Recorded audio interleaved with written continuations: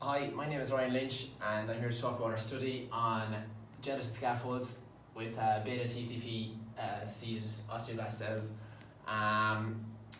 Gelatin was used because of its excellent biocompatibility and its effectiveness as a cross-linker.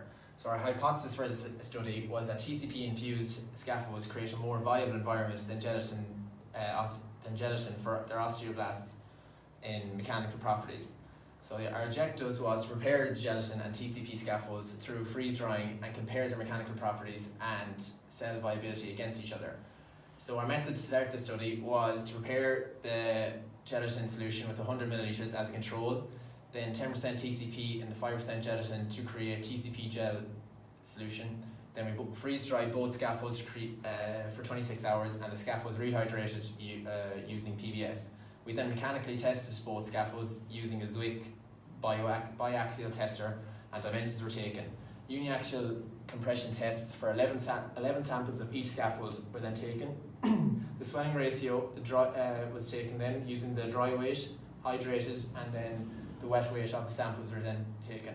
A degradation study also took place over 7 days, but after the 7 days, 100% of the scaffolds were found to be degraded.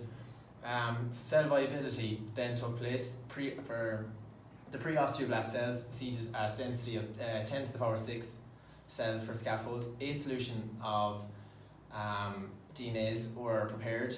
Pap and digest was used to digest scaffolds. These solutions were made into 1 to 10 and 1 to 20 dilations with deionized water.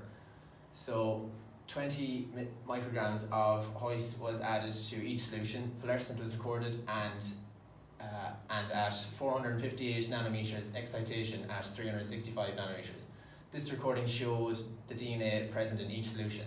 So the results that we found for this was that the stress strain gas generated for all samples and gelatin infused the TCP was significantly higher. The elastic modulus is actually found to be 8 times higher in the TCP infused scaffold, and the t-test proved this as p was less than 0.05. The standard curve created to find the DNA in each solution and the number of cells, and the number of cells of gelatin and TCP scaffolds were compared for 1 to the 10 and 1 to the 20 dilutions. The t-test completed for both counts, and it was proven that the counts were statistically different, with gel having a higher count. So our conclusion after this study was that TCP-infused scaffolds had significantly higher mechanical properties than gel. Gel was shown to have a higher cell count than the TCP scaffolds. However, our hypothesis was proven afterwards. It was proven true as TCP scaffolds had much higher mechanical properties and still had a respectable cell count. Thanks very much.